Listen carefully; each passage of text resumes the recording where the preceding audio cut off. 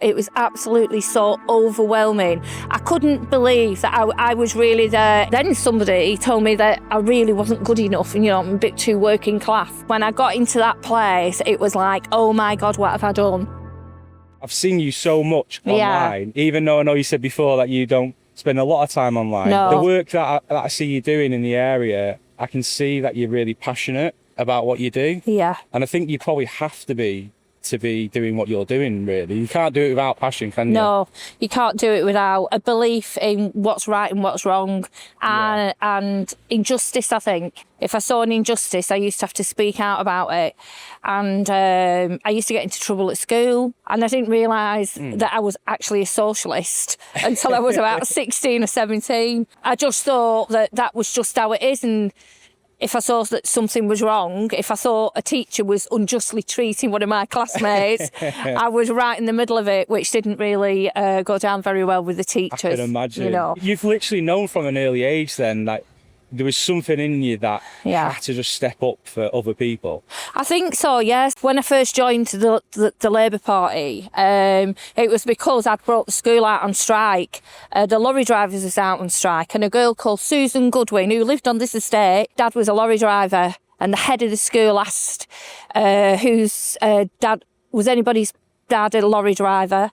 She put her hand up, he made her stand up, and then he said, has your father gone to school today, to work today, Susan Goodwin? And she said, no, Mr. Reid. And he said, the reason you haven't got your cornflakes this morning is because Susan Goodwin's dad can't be bothered to go to work, because there was a national strike on lorry drivers, and that was it. So you're born and bred, aren't you, is it Fleetwood? Yeah, I was born in Milton Lodge, so yes. My husband was in the forces. My husband's a Fleetwood lad as well. Oh, good. And my dad, who used to be a Labour councillor, empowered anybody that he came across. It was like, you can do anything. And when he died, the women of the family decided that they wanted to carry his coffin because he empowered every single one of us. Yeah. Oh, that's amazing. So it was like, we used to fight like cat and dog over politics, and we were both on the same side, but my dad was more black and white and I was more, come on here. So I was more diplomatic. I don't think there's anybody that could say a bad word about my dad because his passion for this town and for its people and for the whole of Lancashire really was like immense. He really believed in working class people had a right to better standards and and better standards of living and rights in work and everything else, and if he could deliver that, he would. But what was your first proper job then, as you would call it, doing what you're doing now? When was the move into that? So my youngest was 13.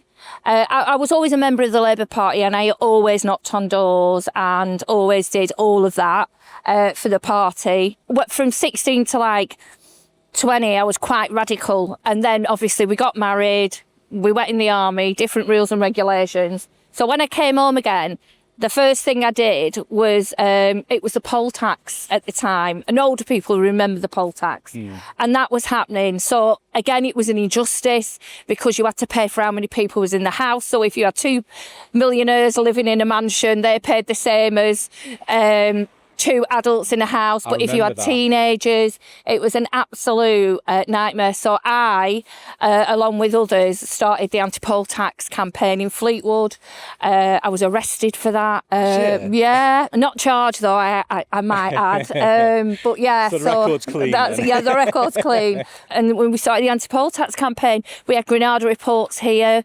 I was a Mackenzie's friend, so I was in the courtroom defending people and saying, that they hadn't received the bill, so how could they pay a bill that they hadn't received, and a delaying tactic. So what was it like the very first time that you went into Parliament? It was absolutely so overwhelming. I couldn't believe that I was really there. I was really, really empowered being the local councillor and getting stuff done locally. And before I was in Parliament, I was a district councillor, a town councillor and a county councillor. I enjoyed what I did. When I got into that place, it was like, oh my God, what have I done? It was full of extremely posh people that believed that they should be there because they had a right.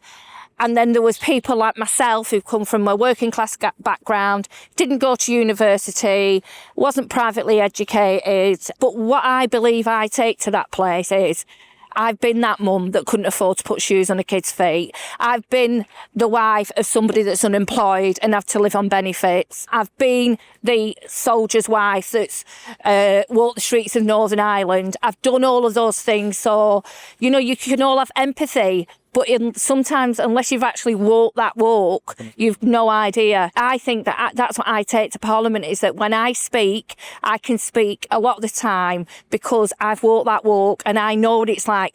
And I haven't forgotten what it's like to be that person. You know, some people, they'll say, well, I was brought up working class, but you've never been working class, mate, since you went to university. Then somebody told me that I really wasn't good enough and, you know, I'm a bit too working class. You're joking? Yeah.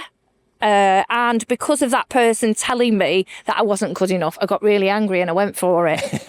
Because nobody tells a working class girl she's not good enough. Definitely well, not if she's from this place anyway. I think a true entrepreneur, they like seeing a problem and then trying to fix it. Yeah. And I think it has a lot of like similarities between politics and business. Yeah. You know, when I come up with an idea, I just want to be able to go, right, we're doing this. If you come up with an idea or you're passionate about a subject, the amount of hurdles you've got to jump through. It is so frustrating. I cannot tell you, because you've got to get somebody to listen to you. They don't want to listen to you. They're all set in their own ways, especially, and this is no disrespect to civil servants, but civil servants say things like, well, we've always done it this way. And it's actually changing them. And I found it really frustrating even in Parliament, because the hierarchy doesn't listen to you, because there's a lot of us in there, you know, and you're competing for the attention of ministers that have got an absolutely huge job. We've had 14 years of cuts, so it's to come in and try and untangle all of that when there's no money because of what's happening in the world. We've had pandemics, wars, you know, out of Europe. We've had all of that going on. So it has been really, really frustrating. I have now become the annoying backbencher who keeps coming back and coming back and coming back. And actually, there are some ministers are very, very good at giving you the time, and it is really appreciated. Some of them not so much. How come, and I assume it might be your dad then, how come you picked Labour as a party then? My dad was a trade unionist, and I would have never been anything else. It was the only party that I believed. I'm working class and I'm proud of that. Yeah. I absolutely am so proud of being working class. It's where I come from. And the only vehicle for working class people is the Labour Party. Fair enough. I don't want to be political, but you know, there's some other parties that are trying to be, but they're not. They're run by millionaires. They're for the millionaires and they're for business. And business is really important and we should work together with business. But when it comes to national infrastructure and public services, that should always be run by the government. With all of my years trying to solve problems in business, I've tried to wrap my head around the mess that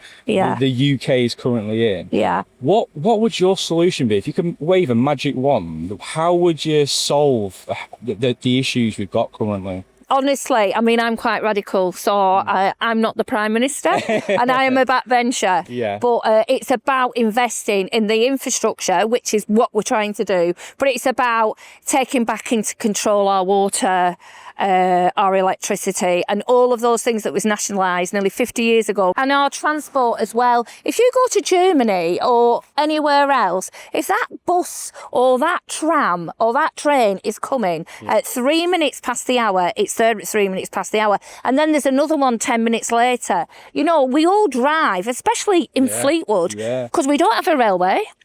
We don't have a reliable bus service because it's not nationalised. So by nationalising it and making accessible to everybody is how you do it. And it's investing in people. We've got the wind farms coming in. I'm battling at the moment for a substation on the hill outside. Right. They want to bring it in at Fylde and then they want to crawl all the way to Penwith to the substation that's already there, that needs upgrading, by the way. But we have got Hill House Enterprise Zone. They want the substation. We want cheap electricity. If we can provide cheap electricity, industry will come. Half of these houses are bought by private owners. The rents are through the roof. Yeah. People, young couples cannot afford to buy their own house. No. So they're stuck because the rents are £800-900 Yeah. For a house. Do you know what I mean? How do you save up a mortgage when you're paying that much rent? Oh, yeah. You know, when you're only on maybe 400 quid a week or 300 quid a week if you're lucky. Yeah, it's You great. know, it's madness. It is. The only way that I describe it, and this is my working class analysis, is you give working class people money and they spend it in their community.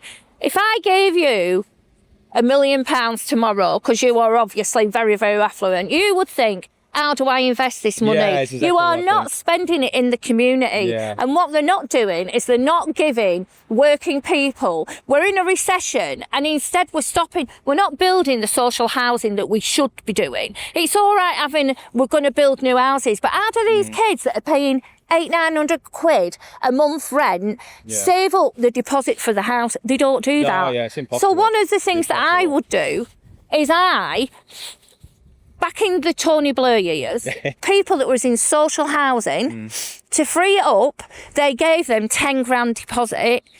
Okay. So they could move out of social housing, free up that housing, and it gives them that step ladder. I'm not saying that we give everybody 10 grand, but what I am saying, if I had anything to do with it, and I'm a little backbencher, is if you could prove that you were renting a property and you had not been in arrears for 2 years, so you could well afford your 800-900 quid a month, the government would have 100% mortgage scheme for you people. Yeah. You could get a mortgage because you could prove that you could pay that mortgage up to that rent, and that is how you free up social housing for other people. And then we have the house building programme, and we have the council house building programme. But that is how we cure the housing crisis, and also how we bring the price of rents down, because nobody should be paying half of the wages in rent. Nobody should be paying that. It's absolutely disgusting. And this is why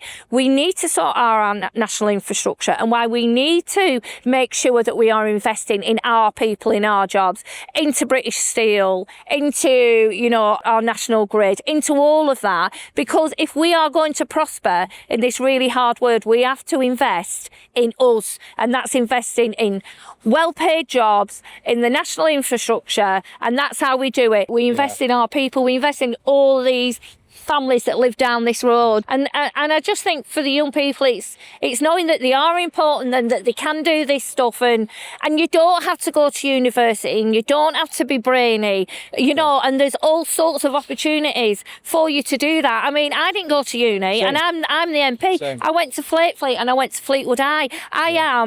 I am everybody's nana, everybody's mum. Do you know what I mean? I am, but I did it because I saw an injustice and I went out there and I did that. And it doesn't matter how we achieve it. We just need to do this. We do, 100%. Yeah. If someone is sitting there now and thinking to themselves, I would like to be a politician, what advice would you give them to potentially get into that? Join whatever tribe you're in. Right. Stick with that tribe. Work in your community and do the best that you can and work really hard. But I didn't want to be a politician. I just wanted to change the world. And that's different. I wanted to make it better. And you've got to, whether you are Labour, Conservative, Liberal, Reform, whatever you are, it's about making this place a better place. Whatever you believe is a better place. This is why I've chose my medium. I believe that I'm trying to make the world a better place, even if it's a small part, because we can't change it totally. We don't have the power to do that. No, we don't. But hopefully by doing our little pieces that we can do, it makes that difference. It really does. And I can look today and go, the kids in Fleetwood swim free because of something I did when I was a county councillor, and the people get on a tram in Fleetwood and get to Blackpool for free because of something I did when I was a county councillor. So all of those things, even though sometimes I feel really despondent and I think I've not done out and it's all been a waste of my life and I should have been doing other stuff, I look back and I go, maybe somebody can get themselves out of trouble in water because they learnt to swim, because they could swim free. And it doesn't matter whether your mum and dad have got a lot of money or not, you can still swim. So there are bits that you can do. 100%. And I know it might not work, but but I'm still going to try and change the world though. I ain't giving in yet. Absolutely. Just the one final part, Lorraine. Yeah. We always like to finish off with one piece of wisdom that you would like to pass on to a younger generation. What piece of wisdom would you like to pass on? I haven't got much wisdom. I've only got life experience, and my life experience is don't give in. When they tell you can't do it anyway, because that is how you achieve stuff. So when somebody says, it's not the way we do it, go out there and do it, because you are the master of your destiny.